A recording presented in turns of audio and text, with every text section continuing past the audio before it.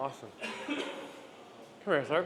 All right, guys, we're going to kick off second session today, and I'm super happy to have James here. So James has been a huge influence on me, and it's also been indirectly, not even been directly. So he was the reason why I'm starting masterminds. You've actually been a reason being you're the first mastermind I went to, and then indirectly as well, he's helped us do crazy amounts of changes in the business and improvements. And the biggest thing, as I said, James, earlier, was my first podcast with you. You just said, what you have, unbundle it. And it was a very simple thing. What I'm doing in the agency, just unbundle it, and people will want it. If they want that thing, they'll want this thing. So that was the first of many different things James has done with me, and he's had a huge influence on myself, and he's also like a goat of the industry, basically.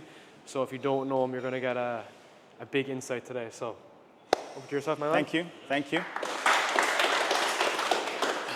I always check they're not permanent markers, because the number of, how many offers do you have in your business? How many offers have you got? Two. Kind of, if you break it up. Anyone got 1 or 10 or? There's in every business, if you've got a suite of services and products, you've actually got an infinite number of offers, if you look at them. And there's a key distinction, because products are not offers. Offers are something that we bundle up and we package and we give to someone to get them to say, hopefully, yes, in most cases. So the offer has a lot more value if we look at the utility of getting a yes, but it's just a bundle of products. So 2.5 years ago, I was married with 2 children. And then a couple of weeks after the 2.5 years, I wasn't married and I still had 2 children. And I was left alone with a couple of kids because my wife at the time decided to leave. And I had a 80 grand a month, essentially I partner with people. I built a GHL white label, and I had the software business that was ticking along really nicely. And I had partners in that business, and I didn't know what was happening with my life. And to give you a sense, I'd made $1 million net at least every year for 10 years in a row, and I didn't really want to break that kind of chain.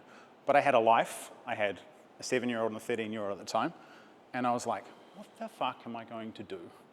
And I got out of all the software. I handed one to a partner, I sold another one, and we shut another one down. And I was like, I'm going to go back to basics. I'm going to do some one-to-one coaching. Go all the way back a decade and start again. The lowest leverage thing you can do, alongside delivering services. They require time, they require energy, right? And so I started there. And then starting from zero would be a lie, because I had an email list, I had a social media profile, and a reputation, right? So I pretty quickly, I'm not going to, blow smoke and say, oh yeah, I started with this for a fucking dumpster, and I started from zero and everything. I had some assets that I could go to and sell one-to-one coaching and get back to 60K. But it's low leverage, right? Getting on Zoom, talking to people, and doing what I needed to do. So I needed to insert some leverage.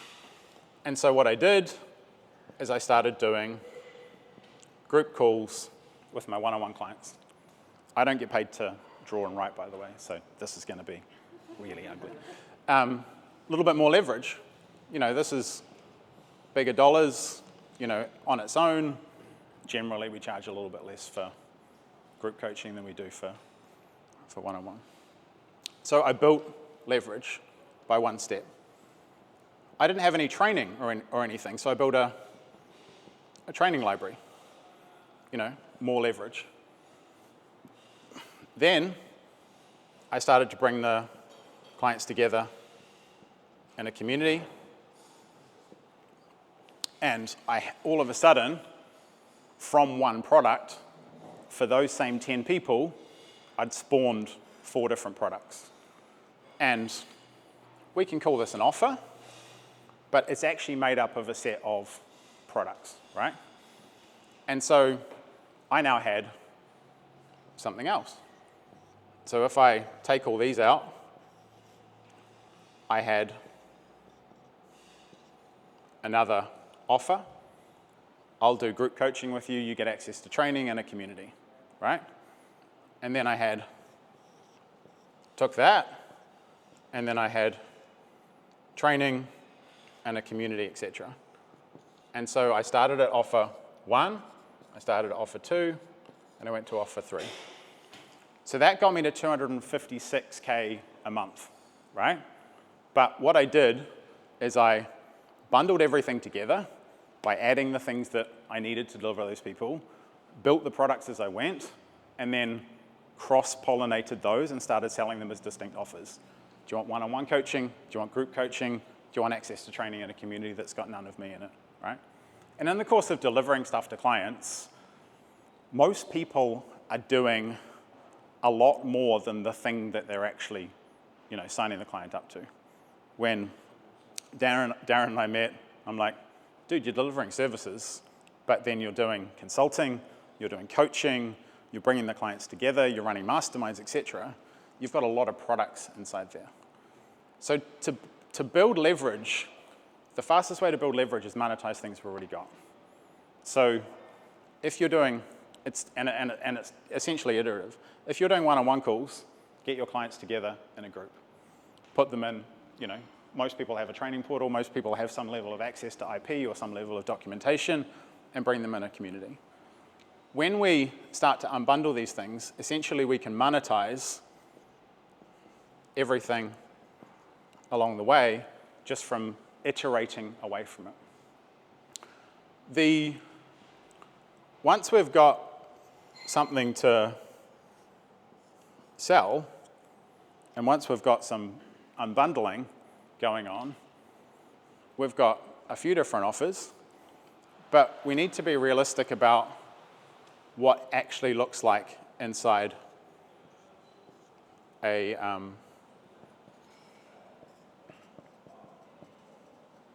who's familiar with the Pareto principle? So of my client base, I've got about 225 active clients. 16 of them give me 50% of the revenue, right? So don't know what the ratios are, but 80-20 is a pretty common ratio. If you look inside any client serving business, like the disparities and the power laws are like ridiculous. Your top paying client in some cases could be producing 20, 30, 50% of the revenue and the profit, and the lower paying clients are often some of the biggest pains, but also producing the least revenue. And it's super, super flat, because as we go along, these people here actually don't contribute much revenue, but we can still monetize those things. So when I take trainings, etc., I've got individual products in there. And from my trainings, I've got 50 trainings inside the community, inside the training portal. I can start then bundling those and selling those as individual. I sell things on the front end for $9. The thing that you guys have with content ultimately is consumption, right? And I approach consumption slightly differently, because I approach consumption by making offers. So if I sequence offers together, I can take someone from a $9 purchase to a $100,000 purchase through consumption. Just the same way you can have someone consuming 5, 6, 10 hours of content and get them on a call, close them, etc. So unbundling these things really has no limit. So we can take all of these things down and actually get right down to something that's got ultimate leverage to unbundle it and actually sell it for a few dollars to generate a customer that will ultimately generate us a client. Who sells something that's you need like 12 months to get a result for? Is it hard to get someone to commit to 12 months to see that far in the future? No? Because of the fact that we've indoctrinated them for 5 years, but at the start, Yeah. So it took how long to indoctrinate them? now it would take a month or a video. Yeah. But at the start, it took years. Yeah, yeah. So they need to go through the pain, problem, solution cycle to actually get there. what you find is, a lot of people out there are trying to sell, long-term programs. Go for the maximum amount of revenue up front. We've got dimensions here which we can play with in terms of pricing to break down dollar figures down as much as we can, and I'm like a big fan of weekly pricing as well because we can break down the dollar figure that someone uses to get started to the smallest possible unit. But we can also take this and actually break down the time frame. In general, offers that are a shorter duration are easier to sell because it's easier to see the outcome, right? And so an example of, if I work with someone for 12 months, I'll start by creating an offer together. Then I'll put them in a group, give them access to calls, give them access to training and ongoing access to me. Telling them I'm going to make them $1 million in 12 months, it takes some time. They'll probably have to consume a decent amount of products and a decent amount of content before that level of belief and conviction and also they're taking that identity is actually there. So what I do is I don't even bother trying to sell them on 12 months. I just get them a result first. In all cases, I need someone with an offer that makes money, right? That's kind of the North Star. Everything starts from there. If we've got an offer that makes money that we can sell, then it's pretty straightforward to, get some momentum to keep them forward. So rather than sell them 12 months, there's, 10% of my audience aren't even conceptually ready to commit to me for 12 months, commit to anything for 12 months because it's too far in the future. So what I do is I just sell the first 3 months. And I rebundle that and I repackage that to say, I'll install an offer with you, we'll make 10 grand, we'll get underway, and then I've created a problem for them. I've solved one, they've got an offer that converts in the market, but I've created a problem. Well, where do I get the next clients from? Where do I get the traffic from? What content do I create, et cetera, so the continuation is there. 80% of people who buy something of 3-month duration from me go on to buy something much longer. And in general, if you had 100 leads tomorrow, you're probably going to sell 1% of those people into a 12-month program. You're probably going to sell 6 to 7% into a 3-month program, and you're probably going to sell 20% of them something that happens one time, a course, a program, a call, a mastermind that actually, smooth that. This is an offer-driven business. And the funny thing for me is that I'm a marketer. I come from marketing, I come from content, et cetera. The more offers I have in my business, the less content I need to make because the offers do the consumption. If I can get someone started for $9, who then gives me $29, who then gives me $99, who then gives me, $199, and then gives me $3 grand, and then gives me, that is ascension. Someone was saying, like on a call, let's say, 3-month offer, a lot of questions will be like, what happens after the 3 months? Yeah. Would you go into detail? Where would you kind of keep it?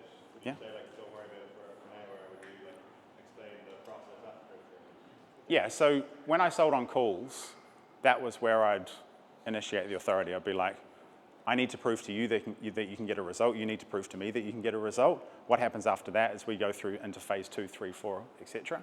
Because future pacing someone is really natural. This happens first, and then the other things only happen if this happens first. And it always brings them back to the problem to solve. Do you sell on the phone? How many people do you close? Close rate's quite good, but like I'm actually working one-to-one business coaching for business coaches. So I actually sell I play around with 4 months, 6 months. One I'm selling 6 months for £10,000, paid in full, 12k payment plan. But funny enough, I actually noticed my retention was better on the 4 months. I felt when someone did 6 months with me, they kind of felt after 6 months they were kind of happy to finish. And 4 months actually did better. So this is making me think of going back to like a shorter offer. If you're paying for sales calls, the job is not to sell into the offer that you want them to sell to. It's to maximize the dollars per minute you're on the phone for, right? And when I started, I'm from New Zealand. I met this young kid called Sam Ovens in a cafe in Auckland. He was telling me about his software company, and I was marketing director of a $120 million company, and I was like, who the fuck is this kid telling me about consulting and using consulting to fund his property app at the time? And he said, you need to package up your stuff. Like, you need to package this up. And when I started, it took me about 5 months to build a VSL, and you get $50 calls from Facebook. And it was a page, a VSL, and a button, and like 20% of people booked who watched the VSL. No one can touch that anymore. In Windows at the time, maybe crypto offers or something could do that. But the costs have gone up to such the extent that monetization is now the game. And most of the consulting I do is coming in with people who've got the big dog offer that they've sold to roughly 3% of their audience, and we're unbundling and we're monetizing the other 10,000 or 20,000 people that they've paid for, that they've already acquired from there. The name of the game with everything now is to generate a customer. And then have an ascension path to get those people into a higher LTV. Maybe please go add on to the time frame. So it's funny because when you give someone 12 months access, what I've noticed is that we had a 6-month program and a 12-month program. When we were trying to sell a 12-month program, people were like, I don't want to do this over 12 months. But if we sold the same offer over 6 months, they're like, let's go. So it was just, it's almost like, I want to be there longer because I'll give you more help. But they're like, I actually don't want more help. I just want to get the result and kind of jump. This is an interesting dynamic. Yeah. The human mind tries to grab onto certainty. If you ask anybody in the room where they're going to be in 12 months' time, you have no fucking clue, right? 6 months, you've got an approximate better idea. 3 months, where are you going to be tomorrow? You know a decent amount of information to go, I'm going to be there, right? So time frame is relative to the ease of getting a yes. And then acquisition and ascension are two different beasts though, right? Get them a result in the fastest possible time and you create momentum. No matter what we sell, our job is time compression. It doesn't matter if it's one-on-one, it's services, it's group coaching, it's training, it's courses. If you can compress time for people, what you have is you open potential for them to get to the next thing. So the faster you can deliver something that actually is like, oh shit, I've got an asset here, I've got something, I've got these clients to look after, I've got traffic to serve, I've got an offer that works, the faster you create the potential energy to go, I'm going to have the next thing. And there's a sweet spot in every market, right? That 4 to 6 months, you've found the sensitivity of the sweet spot. For some people, I've sold offers that are a week long, that 100% of people bought the next thing because we just got underway in momentum so quickly that there wasn't time to think, where are we going to go? And so playing with time is one of the easiest ways to go and monetize audiences already gone. Attention's really expensive now. I'm really glad I started a long time ago because it was really cheap. And if you can hold on to it, it is the currency and the economy we're in. So we have to have things that monetize attention more effectively and bring people into that world. Let's say if someone's been following you for years and they want your top program, maybe affordability issue, and you're trying to sell them to lower, and they're like, no, I'll just wait until I can do the best one. That they almost don't want to come in on the thing that's less than what they know you for, what they want you for. Yeah, a lot. But what it creates is a potential energy of aspiration. I've got a good friend, Taki Moore, and Taki's got a program called Boardroom, and that's above the Black Belt program. And to qualify to get into Boardroom, you need to be making $1 million a year as a coach, right? And that is what Taki's done is really effectively told, if you're on Black Belt, you want to make $1 million a year. That's your Black Belt here, and you physically get a belt, by the way. And you get to that milestone. So what you create is that aspiration of kind of moving up where the people want to be, because that's where the cool kids play. There's two psychological frames. There's moving towards and moving away. Once people make a certain amount of money, they want to move away from people who aren't. There's other status things, but money's a common one. So they want to be in the place where the people they're away from the people who aren't making as much or having the results. And so higher level programs tend to be moving away from. I'll take you into the special place, you get special access, you get a higher level of service. It's the VIP thing. But consultative selling is always this is the right thing for you right now. And over the years, for me, leaving money on the table has always been much better than taking it off. Because if someone doesn't have the time, the bandwidth, to work with me with some of the higher level programs, that I need people to invest in things like ads or have some infrastructure that they've actually got not some liquidity outside just paying me, right? So if they don't have that, I'm doing them a disservice by selling that because I'm not actually fulfilling on that. The power laws are worth looking at inside your current business. So what is your distribution of revenue? Then you lay over the emotional thing of like, I hate that person and I need to get rid of them, or I need to downgrade them as well. Because optimizing where clients sit maximizes LTV, right? Who sells money? Where's my water? So, Who sells what? money. So if you're in the market for money, you're selling, make money, get clients, get leads, get sales. Who sells money? So most business coaching is selling money. Like you're either selling money directly or you're selling the things that get money. If you are asking for more than the client, 10% of the client's current revenue, you are unlikely to keep that client past about a 60-day window unless they expand into that. And so a lot of people have a singular offer where they'll put the client and they're stretching the affordability of the client because they're over that, that rule of thumb and that ratio. Those clients churn, right? So the potential of, I've got a 100 grand client, but they stayed 3 months and they weren't a 100 grand client, right? So having places to put people is really important. For me, from my one-on-one, where people get one-on-one access to me via WhatsApp, I don't currently sell the tier 2, the group access, on the market at the moment. It's not open. Like, you can't buy it from me. But if someone wants to, we've done our time, we want to leave this, they always go there, right? So I don't have any churn. I just have a lower collection rate on LTV. The last 14 people have stopped one-on-one with me, have stayed because they stayed at a lower level. So having buckets where you can put people also means that you don't actually have more offers on the market, which can get also confusing. You can have offers where you just essentially retain people. Hey, I know you don't want to pay for one-on-one with me. We've done what we needed to do. Do you still want to maintain access to the training, the coaching, and get access to me a couple of times a week on calls? Yeah, okay, well, it's this. Right?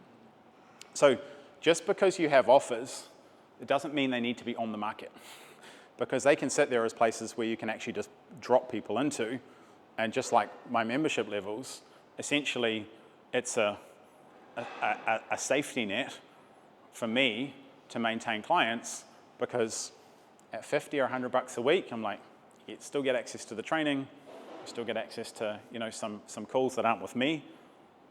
So you've got a place to actually kill churn. On any info expertise business, once you've cracked acquisition, churn is the thing that silently kills everybody, right? And so with offers, it's important to have places that you can put people, that you can continually serve them, that actually reflect their journey, not your desired journey for them as well. Again, something I've learned from you is people respect you so much more when you put them into place that they should be versus trying to maximize them. So if we're running a call and someone's like, oh, I really want like mentorship, I don't have that much money, I'm like, dude, just go into the incubator for now and then we'll chat about it in 4 months' time. And they like honor you more, and it's better respect versus trying to kick someone through a funnel and make them go broke for 2 months, Yeah. These businesses, like, people talk about the word scale, right? And throw it around without defining it. I'm going to scale my business. What does that mean? In most cases, it's a singular thing of like, I'm going to make more money, bro. And so most people describe scale as just their own growth. What we're actually scaling is scaling care, right? And that's understanding, where the person is relative in their journey. Because if they aspire to make $1 million net a year, but they're a third of that, but they're investing like they're going to, their runway is just shorter and shorter and shorter, right? Because they're just burning through they're investing and acting like they're at $1 million, but they're actually at a third or a quarter of that. Getting them in the right place continues the journey. And scaling care is just about understanding where someone is and what they actually need and having something that you can actually put them into.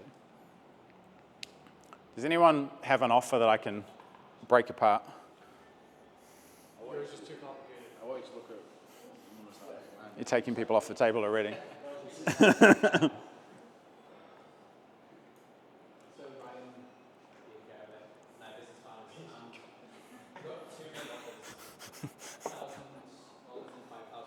Yeah. 1,000 is mainly an online program, self-paced, with community and 1 monthly call. Yeah. And then 5,000 4-month container with 2 open coaching calls per week and just a higher level of support. Yeah.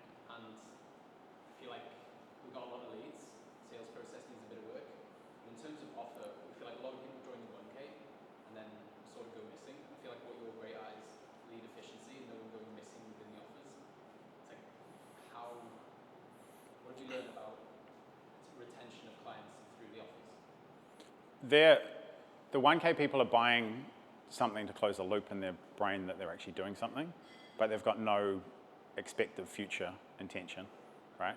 So when you're selling an offer, there is, by nature, some kind of future promise. Yeah. You will be better in the future by buying this than you are right now, Yeah. right? So the expected future value needs to be baked into the offer today. And so an example of that would be, if you buy this course from us today at $1,000, we will credit that $1,000 against our $5,000 container when you've got this result and you're ready to go, right? So you are setting the expectation that that's what they actually do, and that starts before the sale. And sort of like mapping out the journey as well. Yeah. Because I feel like an obvious thing that we're not doing is they don't know the 5K thing exists. They're just joining the 1K. Yeah. Sort of go missing. Yeah. So it's like we could paint out the journey way better. Yeah. Yeah. So what's the promise of the offer? It's men's coaching, specifically around inner child healing. Yeah. And most people join for relationship issues. Sort of not one specific promise, Mhm. it's kind of middle order. Yeah. It's mainly show up better in relationships. So how do they measure that? How do we measure that? Yeah. Yeah, it's a bit more difficult to measure. Is it? Yeah, they stop being Is a good relationship in the room with us now? Like, can I point at it? Like, how do I know I've got a good relationship? I'm not being reactive in my relationship. How does that show up? Like, what physically happens? I'm able to regulate myself and not react and argue with my missus. Yeah. So I can, Have connection and good relationship when? within the next 30 days. So people, when we're marketing and we're talking to people, everything is abstract, right? Because we're using words and we're describing a scenario, and if we can't get them to imagine that scenario, it is not real. It is abstract and maybe conceptual, and maybe idealistic. But in 30 days, you'll be waking up next to your partner, smiling together and getting on with the day, is very different to, in the future, you will feel better, right? You'll go from a dead bedroom to having sex 5 times a day, right? They're measurable, tangible things you can point at, outcomes. And every single offer is tangible, even if it's a proximity offer. The reason that one-to-one's easy to sell is because people know what it is. I will coach you one-to-one. We will sit there and talk. So it's not abstract, isn't it? It's one-to-one coaching. So the less abstract your offer is, the more clear and understandable it is. And then you create those expected future outcomes to say, once you've got this done, I'll make it really easy for you to keep going because you've only done step 1, and there's 3 steps past that, right? Yeah, the specificity of the outcome and design result is definitely something we can get way better at. The heuristic is like literally, can you point at it? Because every single offer has to have something you can point at, and point at is I can imagine it, right? People think they know what it's like to make $1 million a year net because they see people making that. So they have a point of reference, so they buy it, right? But relationship offers, weight loss offers, it's like, get six-pack abs. Well, I know what they look like. I've seen them before. That guy's got them, she's got them, etc. So pointing at it is the outcome there. But future pacing them, and from an ascension point of view, is saying, this is what we do first. This leads to this, and this is the expected thing, right? In your experience, just going back to like the time with offers, that let's say if the guy they have a 4 month for 5k, if they say 2 months 5k, would you notice the sales to drop? Or because if the outcome still is strong, that the time duration wouldn't matter as much. That makes sense. The shorter the offer, the more valuable it is. I know, you know, sometimes people do. I know it's more outcome based, but sometimes You've got a believability factor that you're dealing with. people care about I'm going to make you $1 million in 2 months is very different to doing it in 2 years, right? Some people it's going to work, but it's a tiny, tiny sliver of the market. So yeah, something shorter, like COVID, I converted one of my courses that had sold about 450 copies at $1,000 each into a one-day workshop. I did everything in the course in the workshop, but it was hands-on, and I sold it for $3,000 because it was condensed, it was hands-on, it got done. They didn't need to go through videos, they didn't need to watch stuff, they didn't need to do homework or anything like that. I said, this is the outcome of doing this course, this is the outcome of the workshop. The shorter it is, the more valuable it is, right? But there is that believability factor of like, oh, you can get a six-pack tomorrow versus, you know, doing it in 90 days. Just going back to what you were saying there, I've got a course that is similar, 849, Yeah. standalone course. I'm a fitness coach who coaches people one-on-one. Now I'm stepping into the education space of coaching other fitness coaches. Yeah. I'm speaking to Darren yesterday, obviously I've got no LTV. That is the one offer at the minute. It only launched 8 weeks ago, and that's just a standalone brand. And my kind of dilemma now is I need to create LTV. And I need to probably either create a higher ticket program with like actual group coaching or one-on-one or something at the back end. Yeah. And obviously start building these offers out of what is currently a 25-hour do-it-yourself course, Yeah. running people through the whole process. Yeah. So that's kind of my dilemma at the minute in terms of which direction do I go in terms of producing these other offers. Yeah. What would be the most efficient route? How are you selling the 849? At the minute, no sales course, just landing page VSL. Okay. Okay. And is it converting? 62 in the last 8 weeks. It's good. So you got 62 customers. Yeah. Yeah. So in an offer-driven model, I try to get to as close as possible to all the delivery being sales as well, right? So for example, twice a month, I'll run a workshop for my community. And on that, I will upsell everybody to the level that they don't have, basically. I'll also sell tickets to that. So I'm running a workshop for the community. If you're a member, you can come. But if you're not a member, you can buy a ticket to that, and I'll pitch everybody, right? So every piece of delivery is a sales opportunity. And so when we've got a customer, our job is to, again, accelerate their journey, right? So, for example, you could bundle a call with the 849, but the 849 was, again, their first investment. Do you want closer access to me? This is the group version, this is the one-on-one version, and essentially just credit.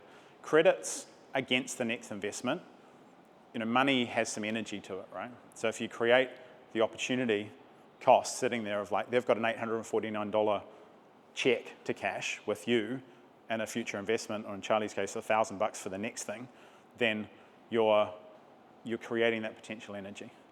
So bundle that, sell them the next thing, or give them a taste of it. Demonstration will always be better than showing. In terms of the delivery of the community for the next upsell, so if it was community and then it was one-to-one, so it was the mid-term proximity. In terms of delivery, what would your system look like inside? What would they get for that? I mean, the simplest structure is some people get group call access, some people have one-on-one, right? With the right tier of that, that's, you know, a 7-figure business all day long, with 849 being the acquisition. I mean, I've got a lot of clients who don't do calls at all, that they have like group, you know, asynchronous is becoming a much more common thing, Slack, WhatsApp, Telegram kind of pieces. Calls are calls aren't as valuable as they used to be in terms of people don't value them because people value time a lot more. And turning up to group calls and hear the same people whine on or those things is like, if people have gone through a lot of those things, and they're less able to. I believe at the minute in terms of going to that, how would it actually give people enough value through a community group call, or however that delivery mechanism is? How would that look in terms of delivery? I think Firstly, you've got to define value, right? Well, yeah, because I've come from a one-on-one, obviously, pitch and coaching one-on-one. Yeah. But no experience in terms of the group aspect. Yeah. How I can still provide a level of value that people do genuinely value and get some of the result that I'm promising. Yeah. So this is, how big is your following? 14K on Instagram. Yeah. So if you've got a level of authority, then an access model works. People just pay to get close to you, right? So you just say, you get one-on-one calls, you get group calls, you get to talk to me on a frequency. That's it. There doesn't need to be any promise past the promise that's contained in the 849, just a higher level of access. More access is more dollars, less access is less dollars. Proximity, there's two types of offer. There's proximity, which is people paying to get closer to you. So one-on-one is the highest level of proximity. Service is a high level of proximity. And then there's, all the way at the other end, whereas no one's got, there's 70% of my clients can't talk to me. They can't get on calls with me. They can't, they can speak to me on workshops, but they don't have access to me. So there's proximity and promise, right? There's two classes of offer. Proximity is get close. To get close to Tony Robbins, it's $1 million a year, right? Because he's Tony Robbins. He doesn't have to have a promise in it because he's Tony Robbins. Promise offers like, I will make you this in this much time. You will lose this much weight in this much time, et cetera, et cetera. Those two classes of offers can also intersect, where you can say, if you have access to me one-on-one, you're going to get the result faster, so the promise comes earlier. So you can start to blend those things. When you're starting to build up from something, I built down, away from the highest proximity. Yeah. The economy, premium economy, business class analogy works. If they're paying $849 for economy, they pay twice as much to get into premium economy, and they pay 4 times more to get into business class. Like it actually works as a rule of thumb in terms of pricing, and it works the other way as well. Yeah, amazing. So I've got a tripwire that converts quite well, which is like $49. They get into the full course, but it's all padlocked, and they just get one module, and it kind of gives them a taste for it. The single biggest thing that creates momentum, I've got 3 $9 funnels running at the moment that are spending between $1,000 and $2,000 a day. The thing that creates the most momentum in terms of what people call ascension is crediting someone's last investment against the next thing. Because it creates this energy I've got money to spend. And so they start actively going in the market. It's like the kids getting gift cards at Christmas. They want to fucking spend them as soon as possible because that gift card's got the potential energy to go and get the toys, right? And we all operate like that. So crediting, when you're looking at LTV, breaking it down and crediting whatever they've invested in the past moves them through naturally. Because there's no selling involved, because you've created this passive but active activity of them actually investing. From a pricing standpoint, looking at that, like tripwire, from experience, have you found a sweet spot of pricing? Because some people would say maybe £49 is actually a little bit too expensive for something that is essentially just trying to get someone into the ecosystem. Yeah, I've got a client at the moment running dollar front-end offers and is doing extremely well. In general, like a one-time thing like a PDF, a one-time training, a book is $10 and down. A course is 17 to 25, and a bundle of courses or a bundle of IP up to $99. I got a client who runs a book writing challenge, and he sells it at $100 on the front end profitably, super successfully, because it's a 30-day challenge delivered via email. But rules of thumb are one time is like up to $10. A bundle of stuff, you can go all the way up to kind of 100, but a course or something that people do, $25. And if you're running paid traffic, you want $50 average order value to make it profitable. Can Yeah. So it's not just focused on like the $9 results people are coming in, but also on the 100K. How you see them move between group 1 to 1 and so on. There's two classes of buying behavior. There's info buying, which is people buying products and then getting insight themselves and moving through products.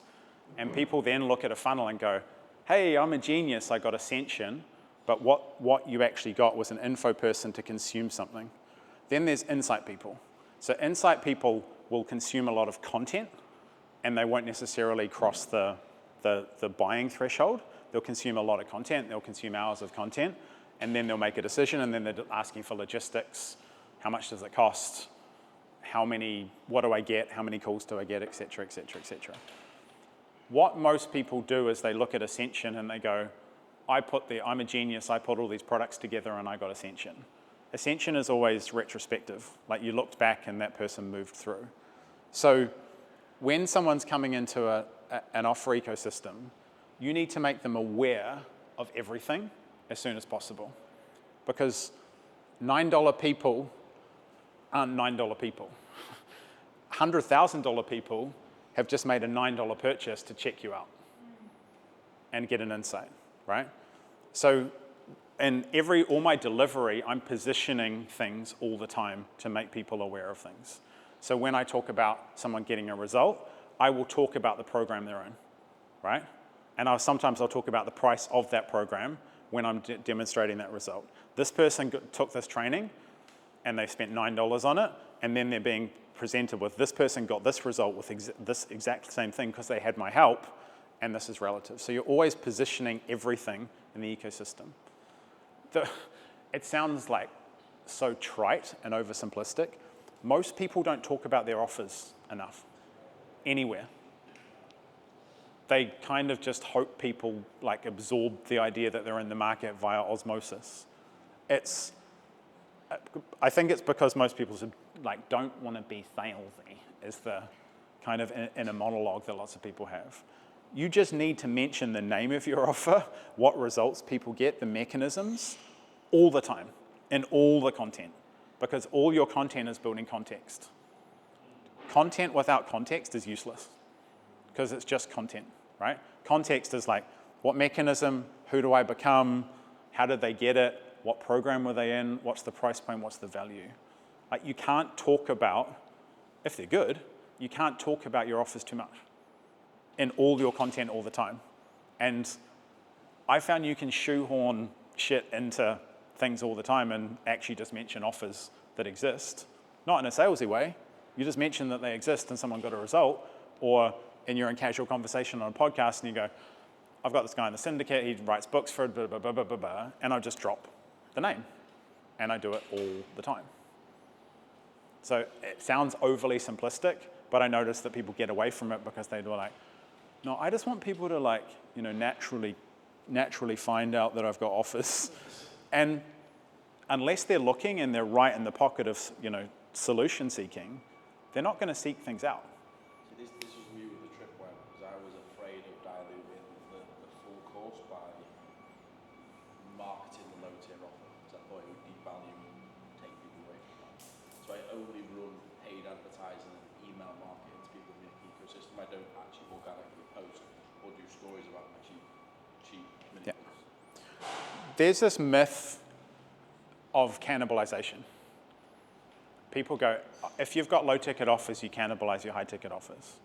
And it completely misunderstands the buying path that some people take, right? And also the lag time. Again, this sounds overly simplistic. You can't sell a 12-month program unless you've been in the market for 12 months. Because those two things have a relationship, right? Because so leads and these things take a lot longer, or 5 years, a lot longer to come to fruition than you think they do. So the best thing you can do is take them off the market and put them in the ecosystem. We sell pretty much 100% sell by chat. Yeah. And one of our biggest bottlenecks is which bucket do we put them in? It's like, ideally, we just want like the one path. So the mentor, Charlie, The journey is heal a boy, awaken a man, embody the leader. So it's Yeah. 3 levels, right? Well, we've got the 997, 5K, and then the ongoing brotherhood. When we're selling by chat, our biggest bottleneck is qualifying them and which bucket do we put them in. It's like, do we just send everyone to level 1 first and then they progress through, no matter where they're at? Yeah, like that's our biggest bottleneck at the moment when it comes to sell by chat. Are there any qualifying, are there any like tangible qualifying characteristics for each level? In each, Do they need certain things to get, or just basically, doesn't it's just matter? where they're at financially and emotionally within themselves. And we just kind of figure that out through having a chat with them. And Charlie, how are we financially qualifying now? Kind of a few different ways, like sending them to the form. There's a fair bit of drop off, like getting someone to go fill out a form and then come back to us. What does financial qualification have to do with the outcomes? To know whether to offer a 5K thing or a 1K thing. It's a waste of time. Unless you're like giving to do a credit application, you're trying to gauge motivation based on how much money someone has. They've got nothing to do with each other. So, how motivated? I had a client join me a little while ago, and I was like, "What's your current revenue?" It's like 0. But he exited a business for 28 million. So he's got money, right? But if I'd had a form, yeah, well, he technically is, right? Well, he's disqualified. Fuck off. No, you got no money. So how we qualify them financially is based on motivation. Like, how committed are you to? You qualify them financially by whether they invest or not. Yeah. Like trying to extrapolate out this because that is just building a relationship between two things that aren't related to each other. Yeah. How motivated they are to fix their relationship doesn't have a lot to do with how much money they make right now, because, like, seriously, we sell stuff that anybody can get access to $1,000 or $5,000. Yeah. Like, putting aside, some people don't let people join on credit or credit cards or those things, and that's their ethical bucket, and that's fine. But we sell stuff where people can get access to that amount of money. Everybody in the Western world can get a $5,000 credit card, unfortunately. Any lead that comes through, they're a 5K client, like that's what we're going for, and then we downsell if they're like not in a position or. So I have something called a hybrid offer, right? And what I worked out is that we could actually have, if we put in terms of the offer content, we led with the promise, like this is what happens. Then we had the plan, and so we took them through, this is what we do together, right? And then we have the price. The hybrid had another option in it, right? And so what you can have in a hybrid is you could lead with the $1,000, and then you can have, as an option there, the $5,000. Yeah, you want to do level 2 as well, sort of thing. You want to present it, Yeah. but what you do, the template's free. On Swipe My Marketing, the template's free. But you can see this in action.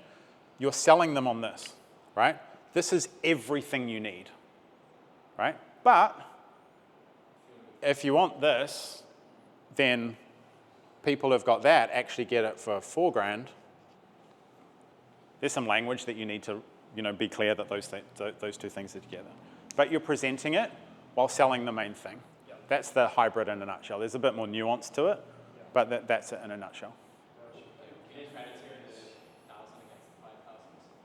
It's like if you continue your journey, this will get credited off the 5K. The qualifying is that some people will just buy the most expensive thing because they're people who buy the most expensive thing.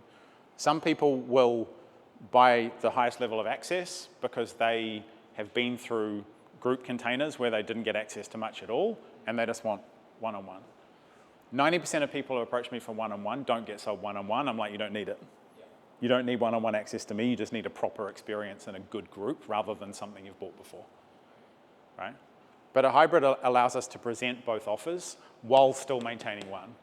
Because the risk with a hybrid is that if you do it poorly, you sell them on nothing because they're like, oh, fuck, which one do I choose?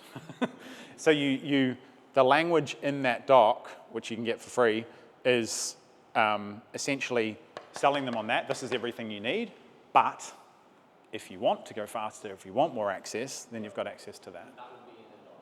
Yeah. Yeah. So leads, see how committed they are, selling on process. Like, I really want to work with you. Like, here's how to work with me. $1,000, but if we move faster. Yeah. One to add more Just distinction there for you guys too is like the group model is for someone who's a little bit further on, right? They want to go deeper with you. Because Ryan helps men, so there's a spectrum, right? There's a 19-year-old kid. It's a big spectrum of men, yeah. 45-year-old guy that has a student pain. So like there is just that understanding of like the 19-year-old guy may not just be physically ready for the 5K group offer. It's typically no one below 27. Yeah. But then it's the 45-year-old then he just doesn't want to go to the course, he's working going size. Yeah. So you know that's where there's just like that is the qualification that they're kind of focusing on right now. Like, who is that person basically? Yeah, the refinement of this offer is based on, the first level of refinement is, there is an inverse of this, that you actually lead with the 5K and you actually have what most people would call a downsell as the $1,000 option. Yeah, that was going to be my question. That's what you want. If you convert at that, then you use the offer that converts at that ratio. So 1 in 3. You might get the 5K converting at that ratio and then have the downsell, and you've got maximum economics, right?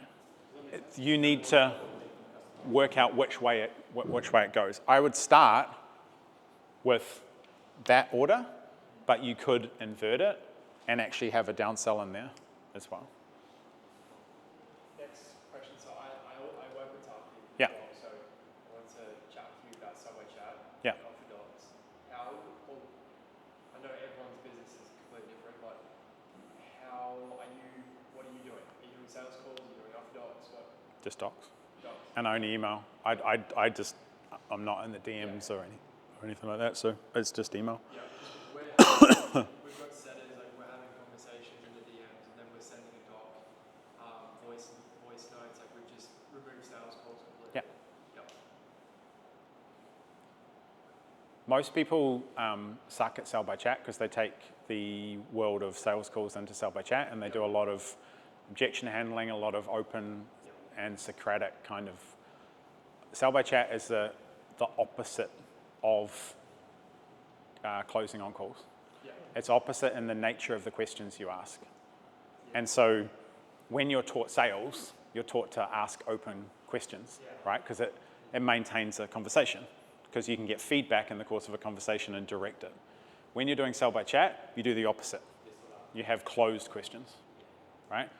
In the vast majority of, and I ordered some stuff from like ClickFunnels and those guys, the vast majority of sell by chat fails as soon as the conversation goes past 24 hours. Because you just say too much stuff, right? And it's super challenging with setters because the handoff time, essentially pulls a big lag, right? If I showed you some of my sell by chat conversations, you'd be like, what a rude motherfucker. I'm like, one word answers, yep, nah, this sounds good, check it out.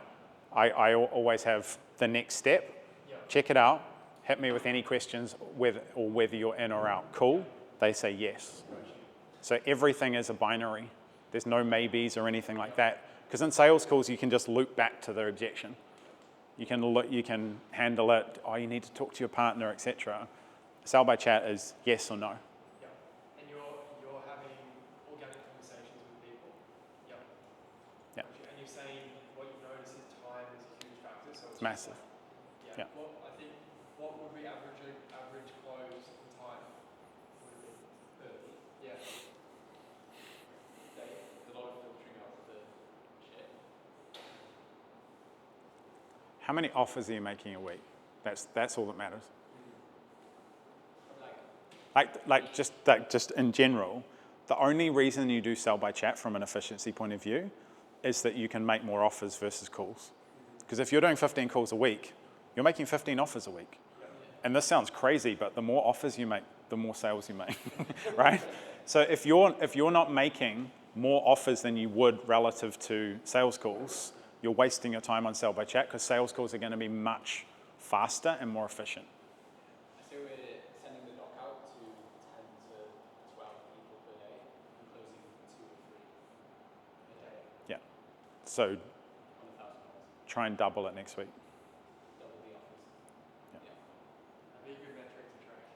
Yeah. It's the only one that you should matter in sell by chat, right? If there's some level of filtering. Just an offer in the chat, sales call, how the hell is that? Because even a sales call, you pitch, right? Yeah. Verbally, you give a presentation, share screen. Yeah. And the chat, you use some Google Docs, pitch doc. So in a sales call, we can unpack process, right?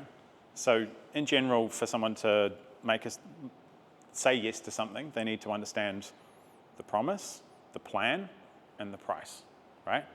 So when someone's going through a sales funnel and they're watching a VSL or they're watching a webinar and they're getting on a call, that can all be unpacked in 45 minutes.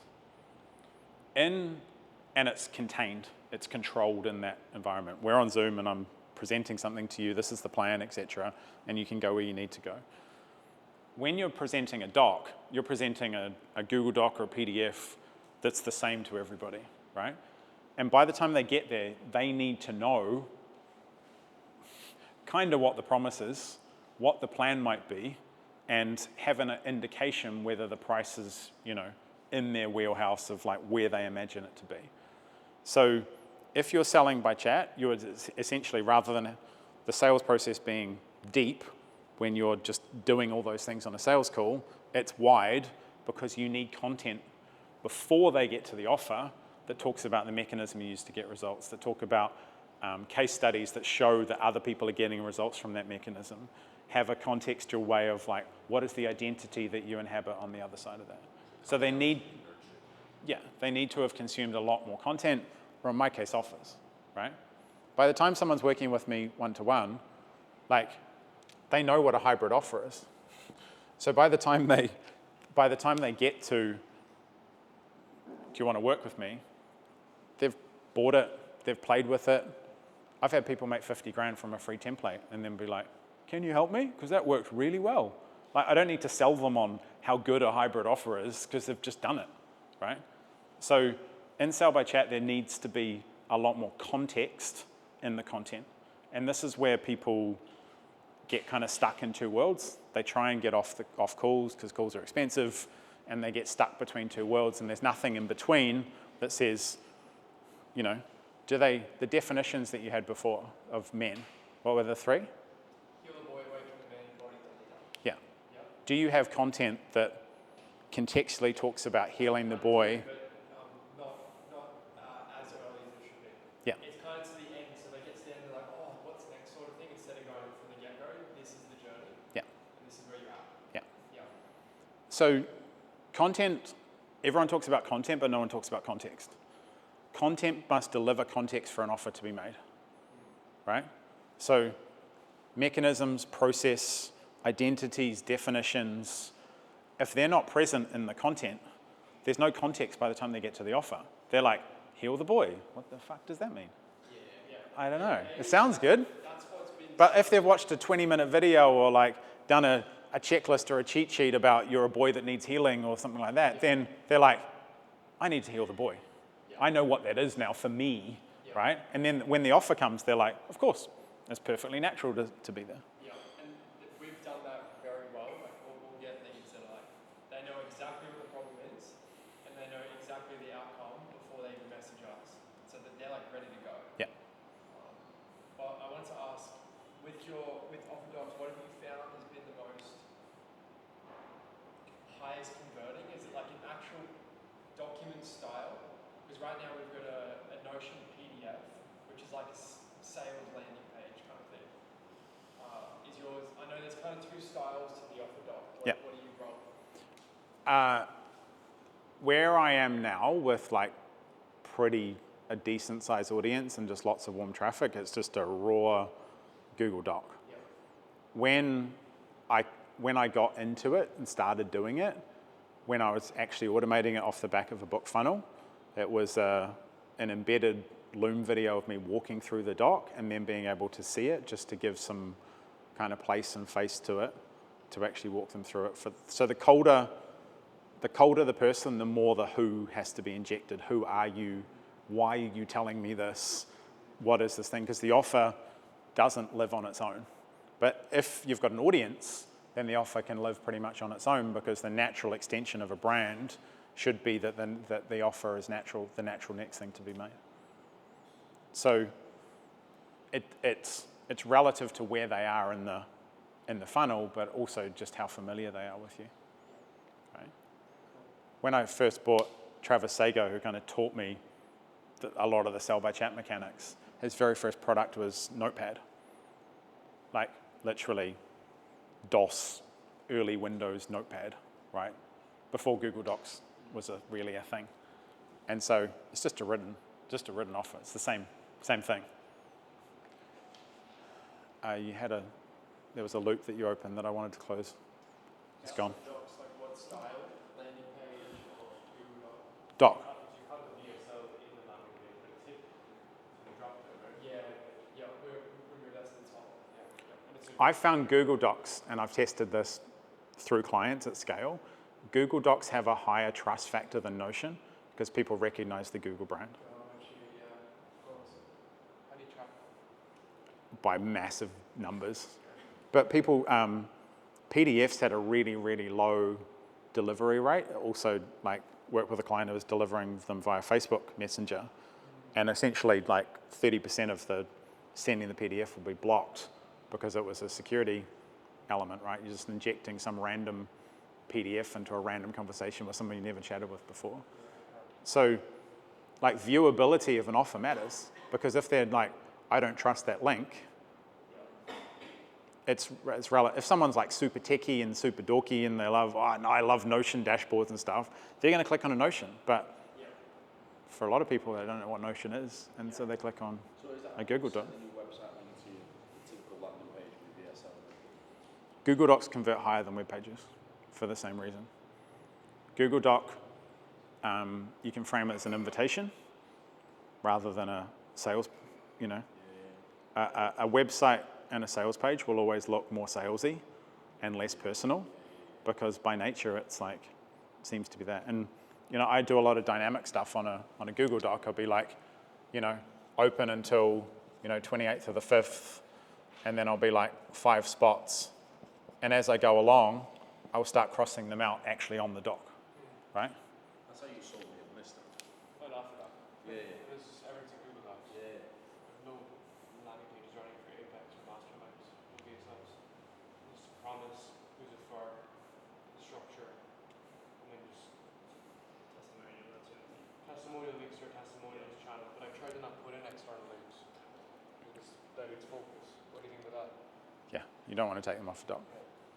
And in most cases, people will come back to the doc about 3 times. Yeah, I just did. Can you track that somehow? If you can do it, if you do it via Gmail or something like that, you can use a plugin like Yesware, which can. I showed a client the other day how to. Yesware is a plugin that goes into Gmail, and you can see when someone's clicked on a link in an email. So it's essentially got. Remember Microsoft used to have the red receipts. It's like that, but it sits over the top. And then you message the client immediately for who's ghosted you and go, hey, I was just wondering if you're in. And they're like, how did you know? Because they don't think their email's being tracked anymore. So you can, yeah. I don't. No. Follow. We send docs and then they don't read it very fast. It might be a few days. And then I feel like haven't been able to check out the doc yet. Like that's what vibes of it. Maybe. There's only two things outcome in sales. There's yes and no, right? They're both equally as valuable. If they don't give you, if they sit in maybe, you give them the no. First message, could we frame the conversation like, hey, goal is to see if I can actually help you. There's 2 ways I help at this program or this program. We can have a quick chat, see if you're a fit, and then we're going to make you an offer. Like, framing the conversation more at the start, context, and then going into the conversation. You wanna.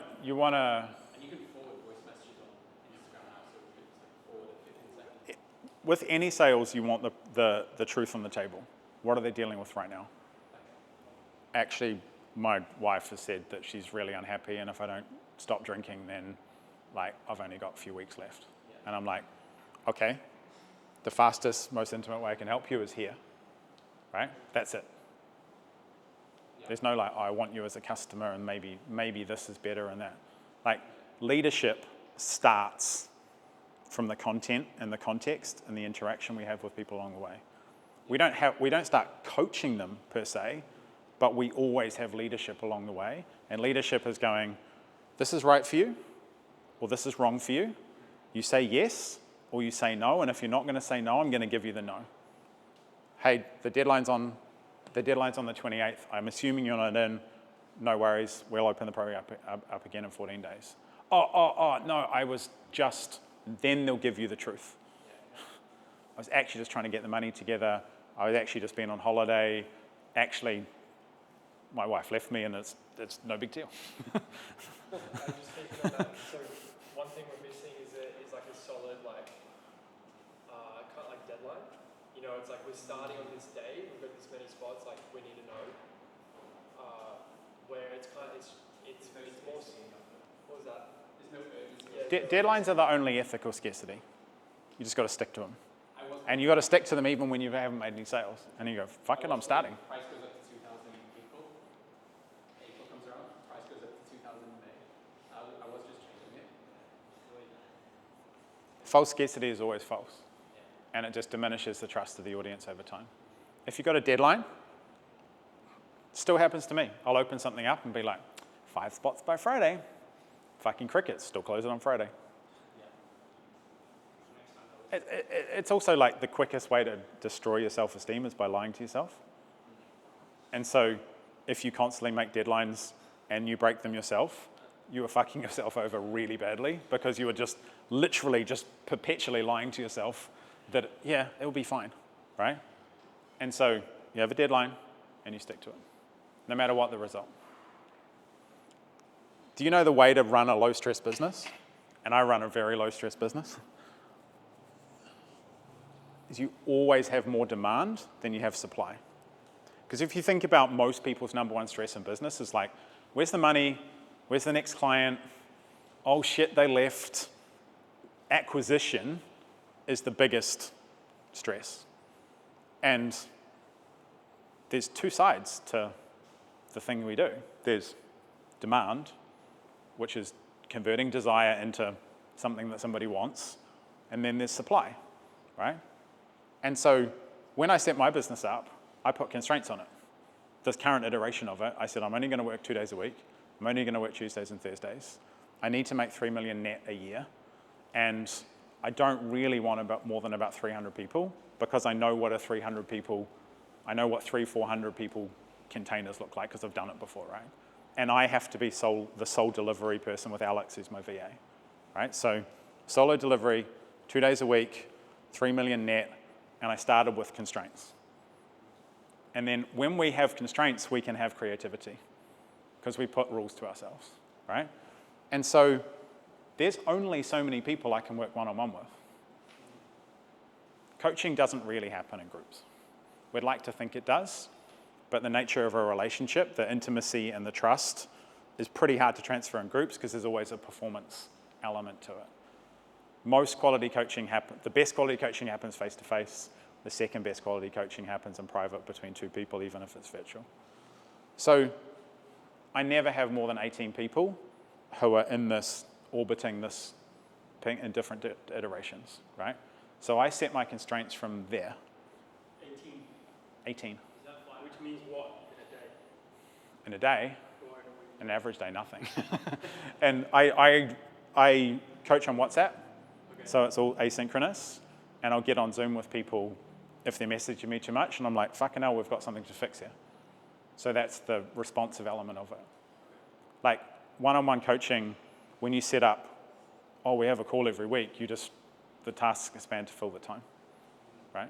So on-demand, one-to-one is much more highly leveraged, but it also has much more acute of the client selection.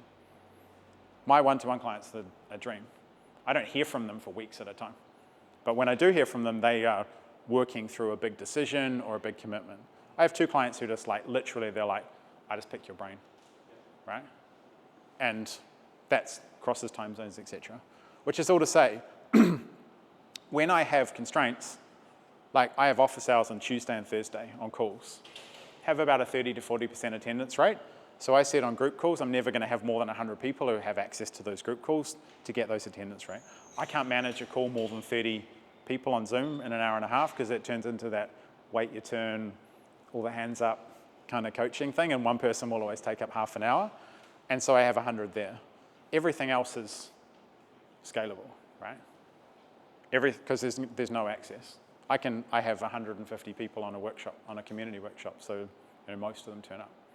Which is all to say, the easiest business to run is one where you constrain supply, where you say, I'm only working with that many people. And if that's done, and I've always got more demand. Last month I had the highest kind of churn I've had for ages, right?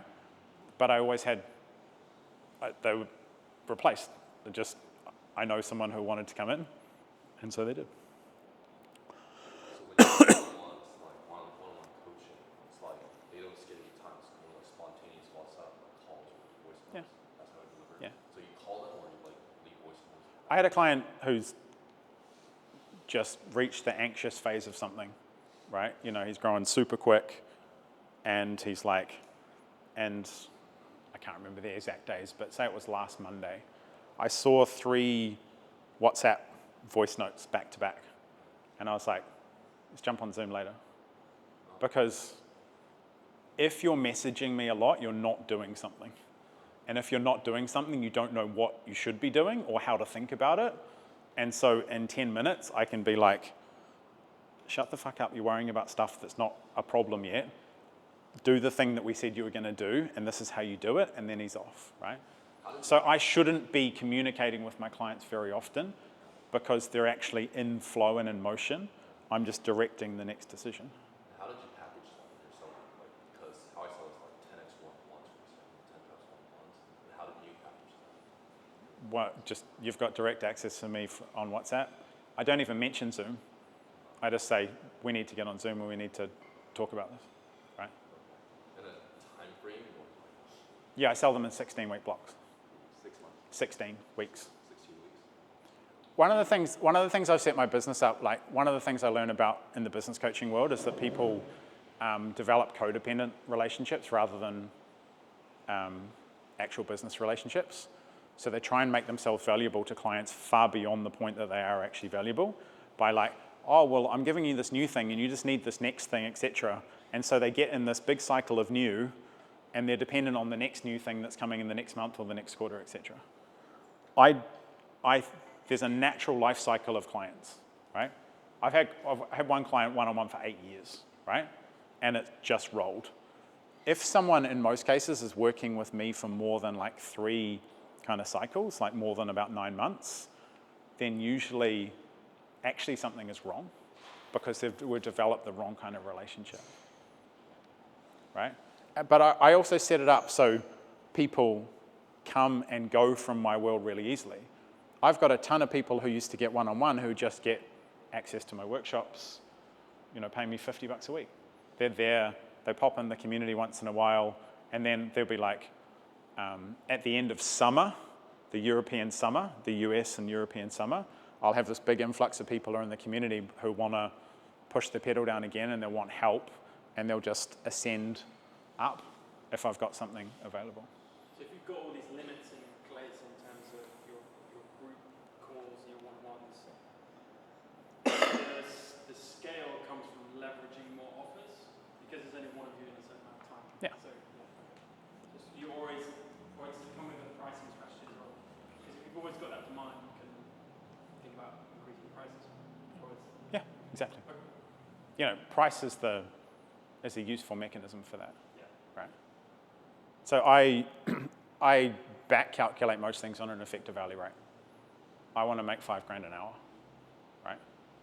And so how I kind of look at working is probably a bit abstract sometimes because sometimes I'm sitting on the couch responding to WhatsApp for half an hour, but it still work, right? So my pricing is reflected in that because I don't have a lifestyle business because I think they're a bit optical. Like people have these things called lifestyle businesses where they want things that they can show other people. I just have this cash flow thing that feeds my life. Like my life and my family are the most important things. And so I just have this other thing that monetizes all that, allows me to invest, and I don't need to do any of it as well, like financially. So it's easy to have constraints on everything and just manage it in a much more rational way. I don't need it. So that means, perversely, I have a lot more people who want it. What if people like are in the opposite situation to you, that they need money? Yeah. And like, because this obviously works for you. Yeah. Does this work for someone who needs or wants all that extra money as well, or is this just kind of like it's basically all one person can do by themselves anyway? So The start point will always be the most complex thing you can go through to give a client simplicity, right? So when you're starting out, or if you're at day one because you want to burn down the old thing, then I'd get everyone to start on one-to-one or doing a service for someone. The whole game is taking complexity away from people, right? And then giving them time back. So I wouldn't sell anything recurring. I'd just be like, give me $5,000 and I'm going to solve this. Or give me $5,000 and I'm going to give you 10 hours of coaching, or whatever it would be. I'd break it down to the single smallest unit you can, and with the lowest leverage, and then build from there. yeah, okay. And then so it's like it starts at the one-on-one thing, and then that's when it Or a service. or a service. So Yeah. it starts up there, and then it eventually flows down into the group calls, and then it eventually flows down into that, and then that's when you can make those. Yeah. That plethora of. If you've got 3 one-on-one clients, you've got a group. Yeah. Okay. You can also add the group to make it more luxurious. Like they're like, oh, I want one plus the group and I'm meeting other people.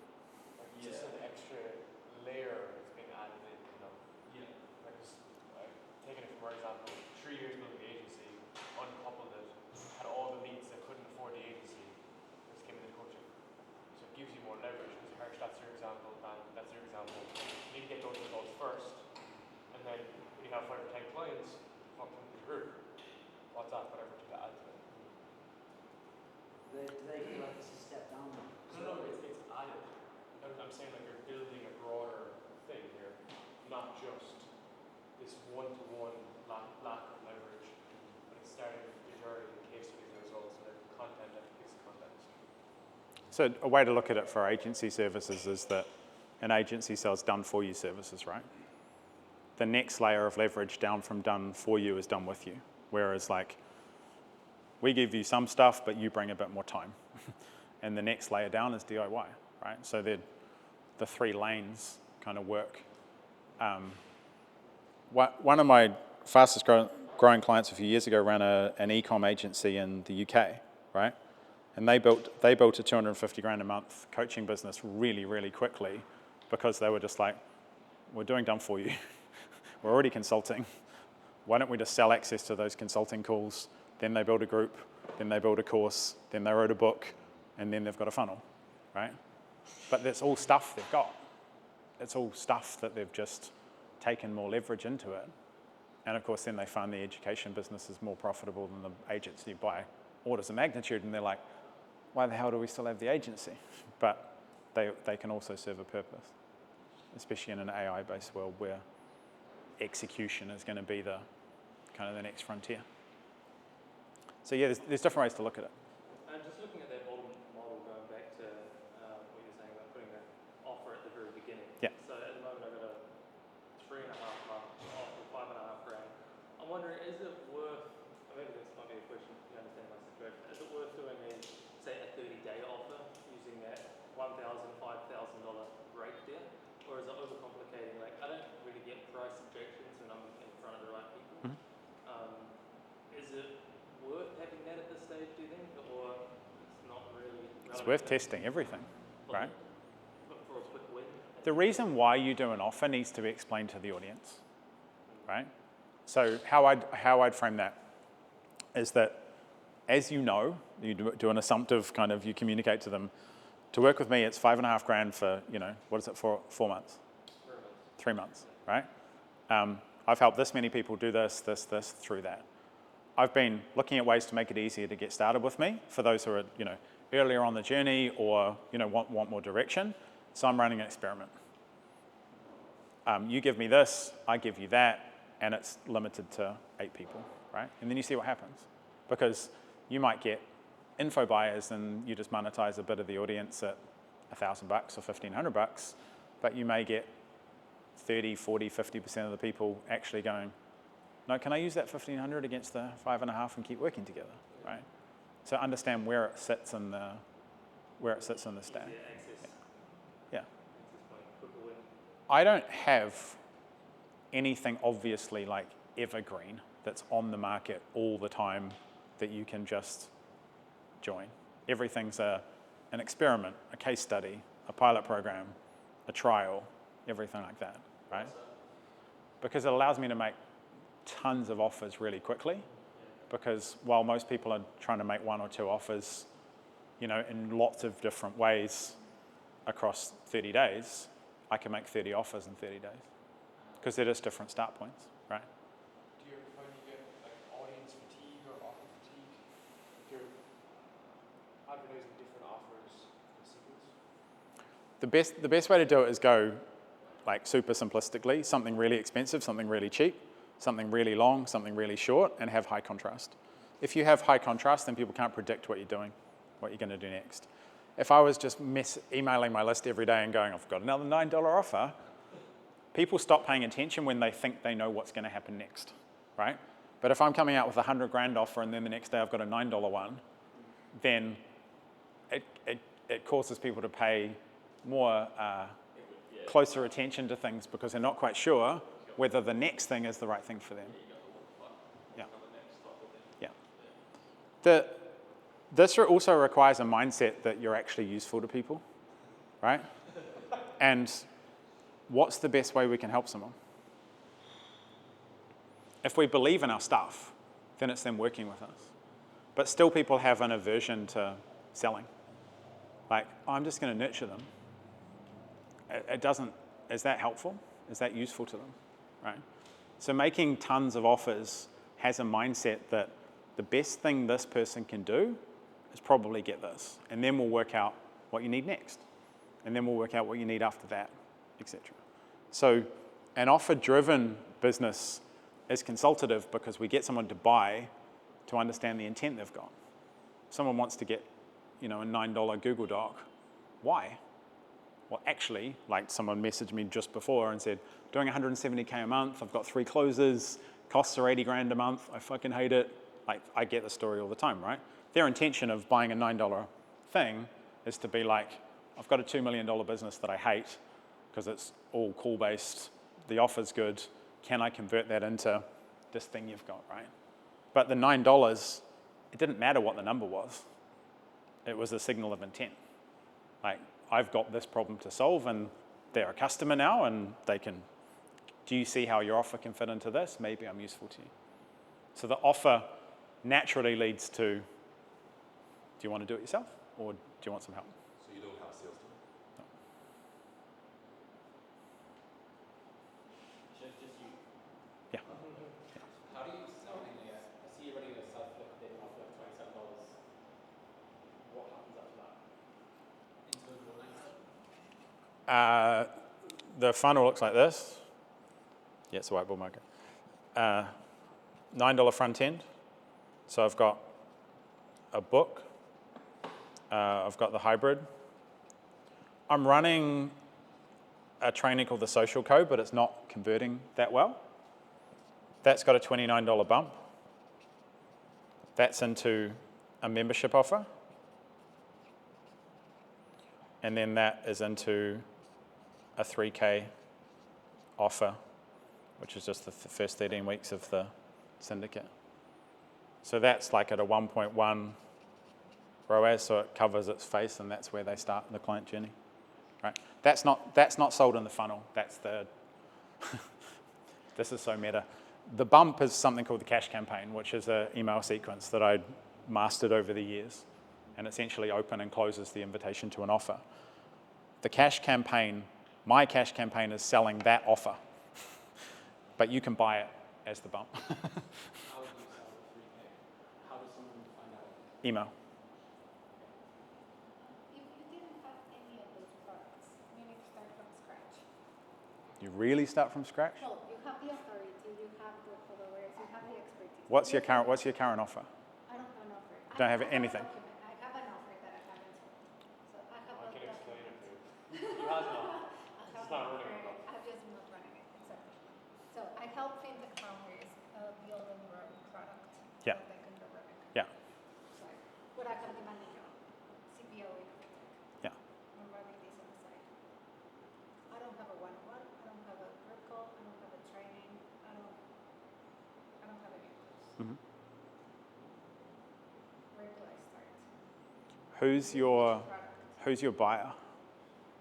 Right now it could be either the fintech founder or the head of product or the senior PMs. Yeah. Yeah. So which one do you want to sell to tomorrow? The one that demands least of my time. Well, you can't do that. At the beginning, the more complexity that we go through, the less complexity our clients go through, the more valuable we are. That requires time or a massive amount of pre-done expertise, which you've probably got, right? And in the market, when we're appraising a market, is what will they buy? How do they buy? What else are they buying, right? So a PM or a middle management person, if they might have a credit card and they're buying things that only sit in that category. A senior executive will have a budget and they'll buy consulting and they'll buy that on a fixed engagement, right? So we've got to start with the who are we going to sell to? What are they already buying? How are they already buying? And then package it equivalently. At the beginning, package your time and access with every single product you've got, because the delivery of that product enables you to then recommend the next one, right?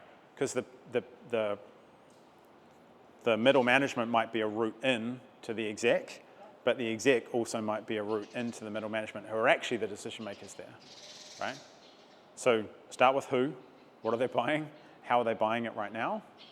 Like with any client who's selling into enterprise, I'm like, if you're selling into middle management, generally they have a $5,000 credit card limit and they're going to buy stuff under that and they're allowed to. So price anything below 5K that solves the problem, but package time with it.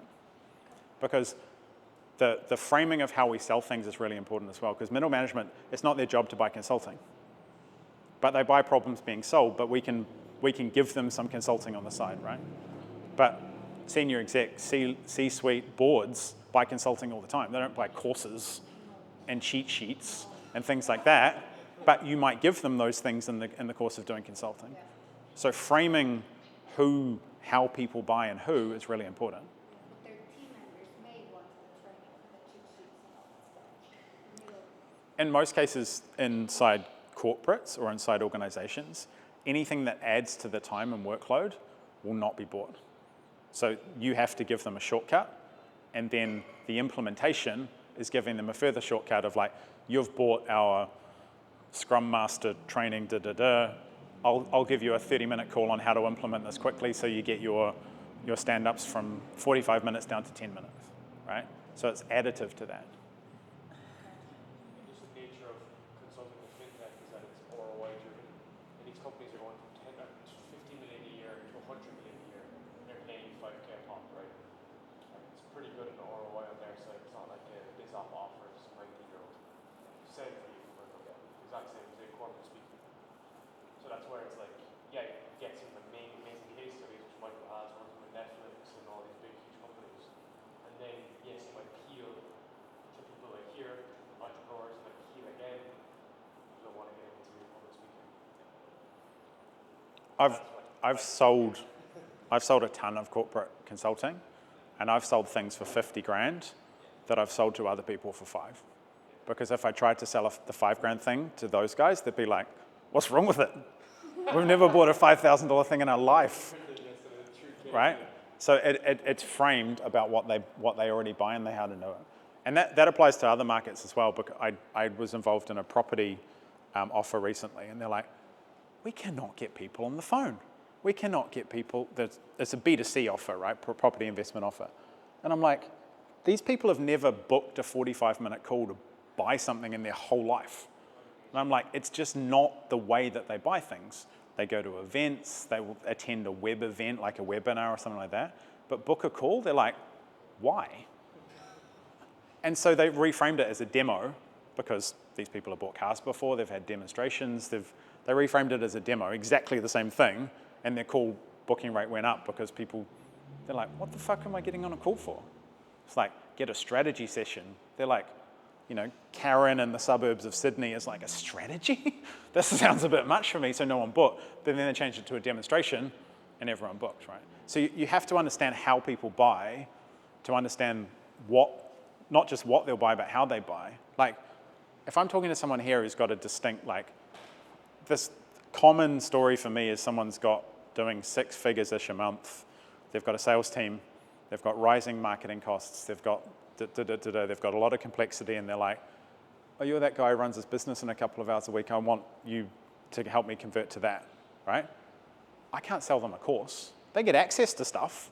They get access to things, and I'll tell people to watch something occasionally. But if I went to someone who's making $2 million a year, yeah, just watch this course. They're like, I'm not watching a fucking course, right? So they get it, but I'm not selling it, right? And a lot of my higher level offers are like, this is what you need. You don't need another course. You don't need another program. Because where we are in the business coaching market, especially, people have gone through programs. They've bought off the guru, never spoken to the guru ever. They were put in a group with coaches, et cetera, and now they're buying the opposite of that, which is like, I just want someone to tell me what to do and that kind of thing. So we have to understand how we're framing things relative to what they're buying and how they buy it. Can you explain the more you pay me, the less I give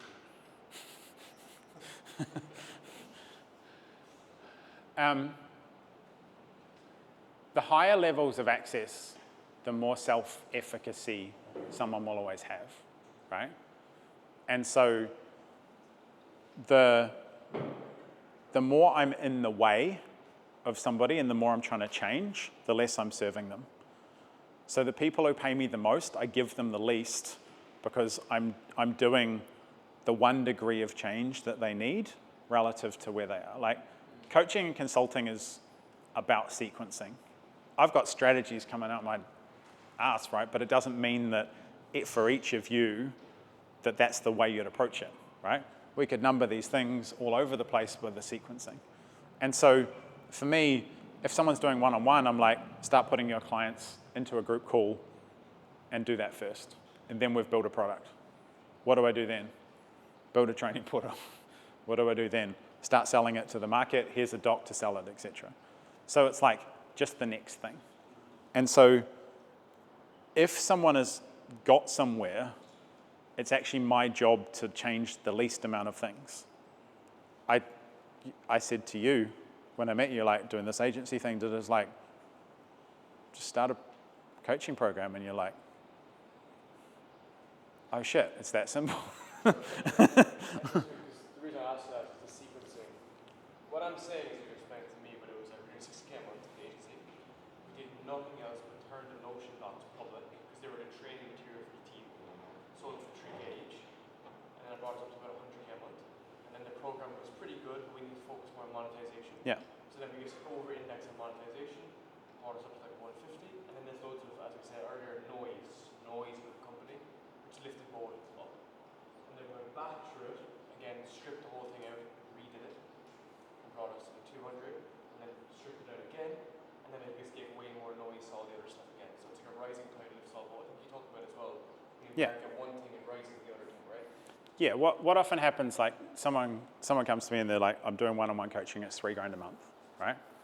And then they're like, I'm burnt out, I've got 15 clients, So I get them to build a group program, just in the basic thing. And that might be $1,000 a month. What they start doing is generating more demand.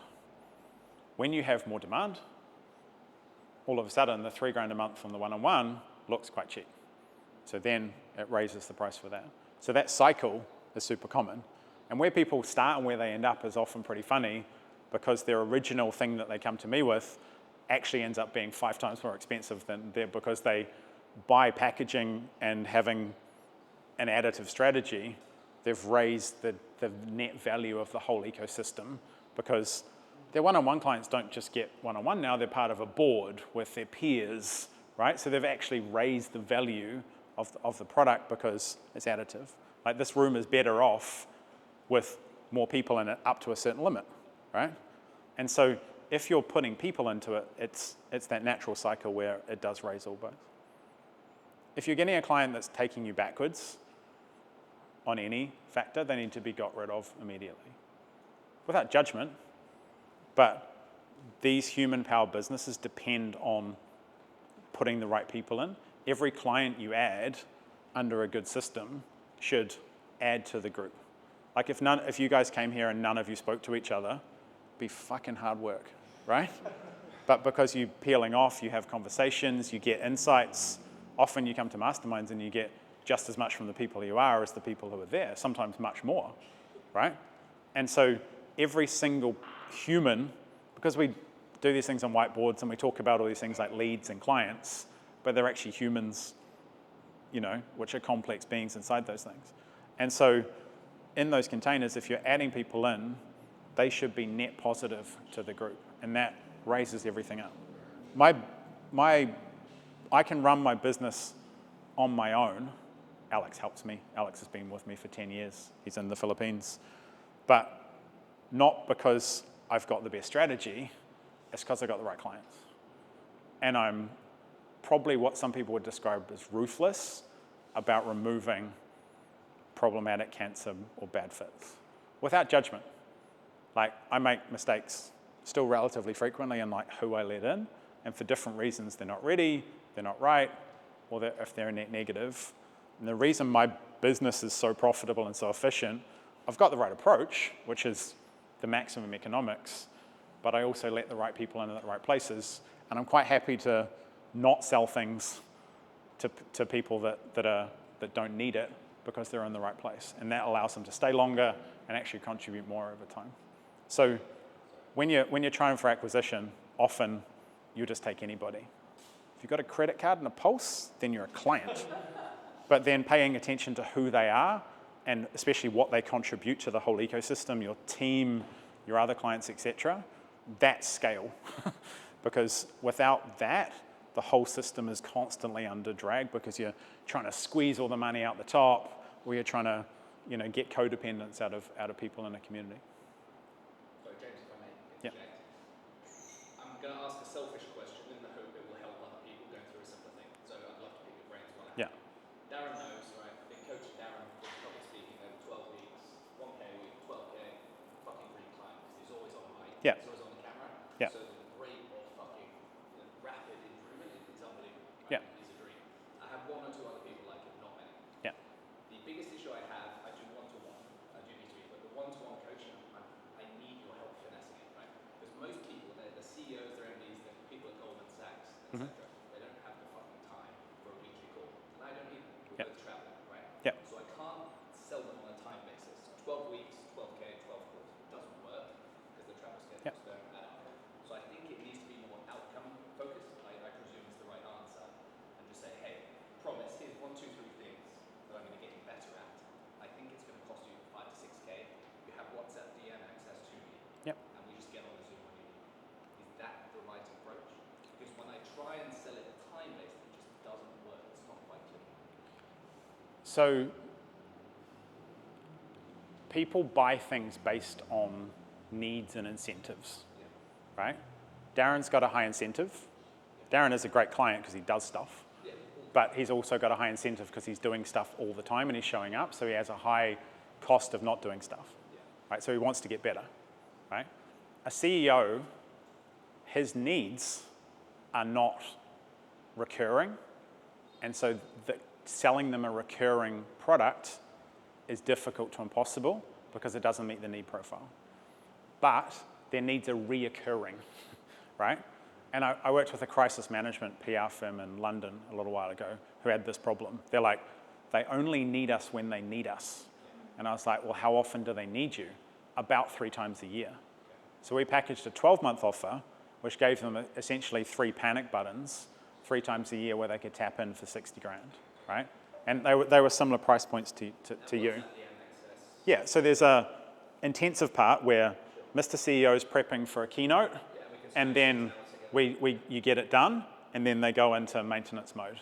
You've got voice practice. You're just in their life to the tiniest degree, and you're present there, but they're still paying you because they got massive value in that. So think of the Manhattan about when they use you. So you can actually go longer because they know they've got 3 keynotes a year. So I'd offer a 12-month offer.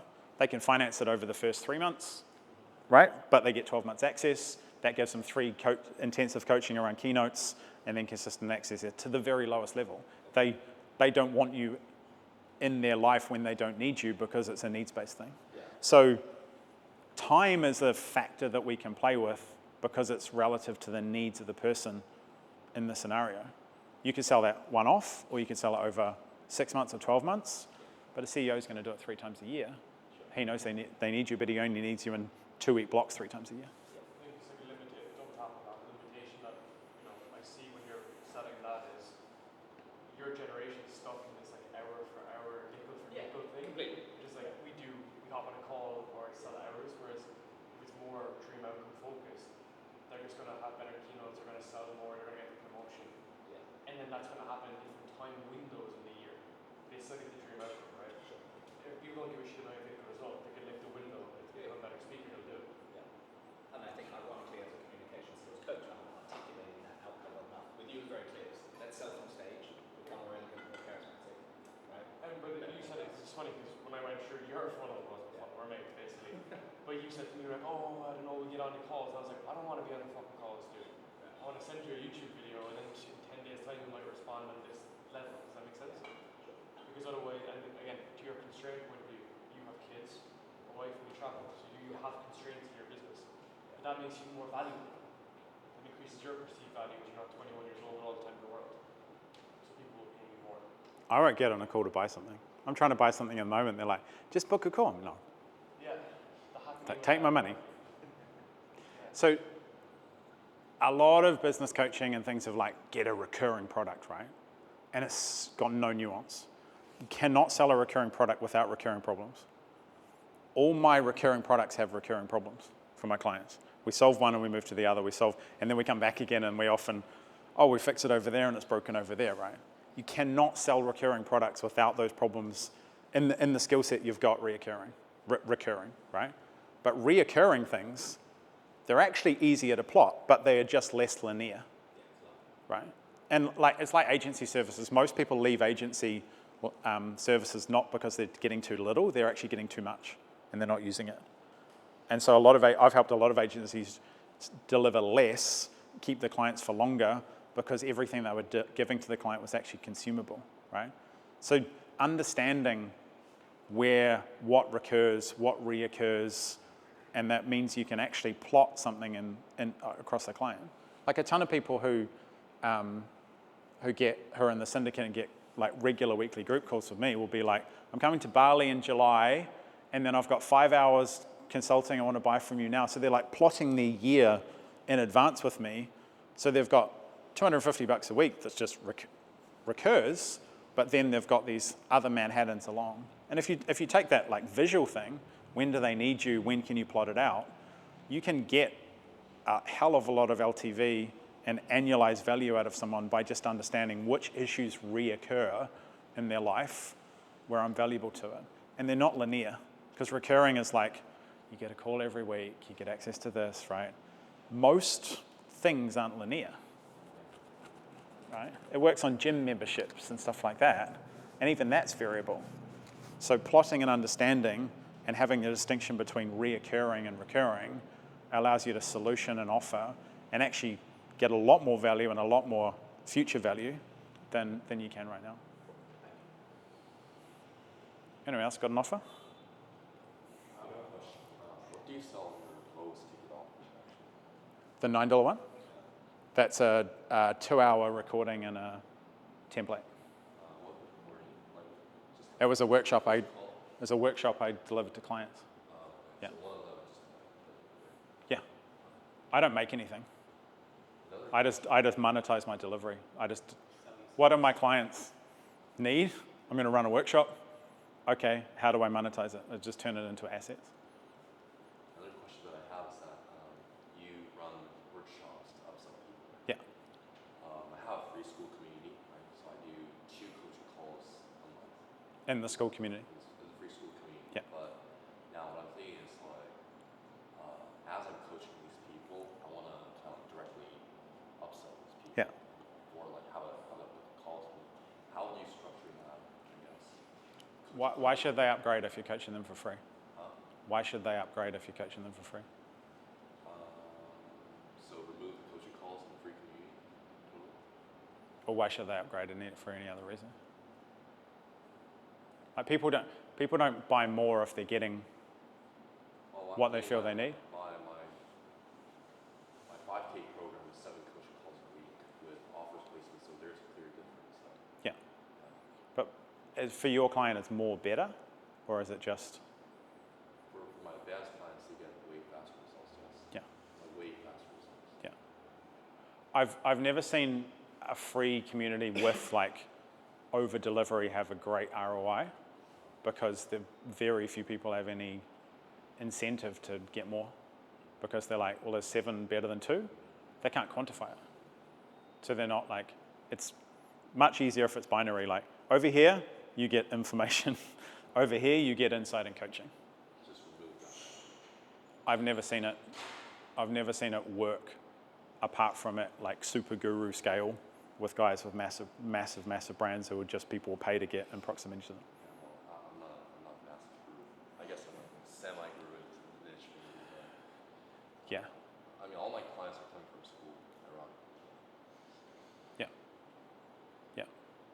So If I were to run into like, I mean, I do want to run into like a webinar maybe, just like nurture people inside, or just like have people come in. Or you just nurturing's a myth, because it essentially predicated on the fact that if I'm nice to these people and I give them they might buy one day, right? Whereas just making people offers where you just means you get the buyers or people leave, right? So you could deliver highlights of the coaching calls into the free school group, which is a very good upsell mechanism, and say, this is behind the curtain, this is some of what you get if you get coached by us, and have an offer around it. Nurturing is insidious because lots of people are just really nice to people. I really care about, no, you're trying to sell them something, right? So you go, am I useful? Can I help you? What do you need? Here's an offer. This made me sound like a nice guy trying to get a lead. Most people are. Like most people are like, if I'm nice enough to them, then they'll become a client. It's not really, yeah, nice guy syndrome is a real thing. Just quickly, with June issue, could he make the free, like is a free school community worth having, like to build that kind of, they're almost like warm leads type of thing? Could you just monetize that one and then create a new free one? Actually, I monetized it. It was making me 17K MRR, and then I was like, I'm not going to do 97 dollars a month blue ticket anymore. I'll just give it out for free, and instantly like 5x my lead flow. Just instantly make more money after high ticket. Yeah, it's about what is the best utilization of the asset. I put all my low ticket buyers into a school community. There's like 1,500 people in it, and I just can't be bothered maintaining 2 communities. Like if I was going to run a proper strategy, I'd have to have a way to ascend people from the community into a sale, and school just is a bit clunky to do that. So I'm like, okay, that doesn't work. It's not the best use of an asset. I'm going to stick to email. Yeah. So it's fully like I've made millions out of Facebook groups on the same principle. Just you had access, you had a way to message people, you had a way to qualify people, you had a way to make an offer. It's not really any different. School makes it a little bit easier because you've got another distribution because you can send an email every 72 hours, which is useful. And if you DM them, it's guaranteed to get there. But so it's superior to Facebook groups. But you've got to run it like a funnel, like any other strategy. I just want to write an email every day, make an offer, and make sale.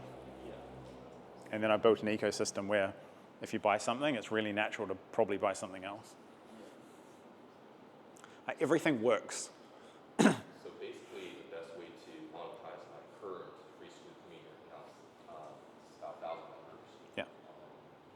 It's just making posts about, like, for example, maybe like 2-step posts consistently. Yeah. I do Hand raise. the content side. Yeah, get hand raisers, qualify, sell. Like, it's just ring fencing and identifying leads. It's another list, right? So then the main objective should be just bringing more people in. As long as it converts, right? Like, most people don't buy. I don't spend a lot of time generating leads because leads don't have a value. I spend any money I invest on the front end, I get a customer. I don't care if that person gives me $1 on day one, because, like, buyers are liars, but the act of purchasing is a signal of intent, right? If it's $1 or $1,000, someone's got to get their credit card out, put the numbers in the box, take the risk of, putting, whereas a lead is like, oh, I'm going to click on this, and yeah, I'm interested, yeah. There is so many maybes in it that for someone like me who doesn't want to do a lot of qualification, and I'm not going to do sales calls, I just don't deal with maybe buyers. I don't deal with leads. It's like, buy something, and then we'll chat. Guys, we're coming up to 2 hours, so we might just call it here. You want to take a bit of a break? 2 minutes? Yeah. 2 minutes? Yeah. Just might have like a 5-minute break, and then we can come back for maybe like 15 more minutes. And then we'll wrap up for today. Nice. Well done. Thanks, man. How'd you find out?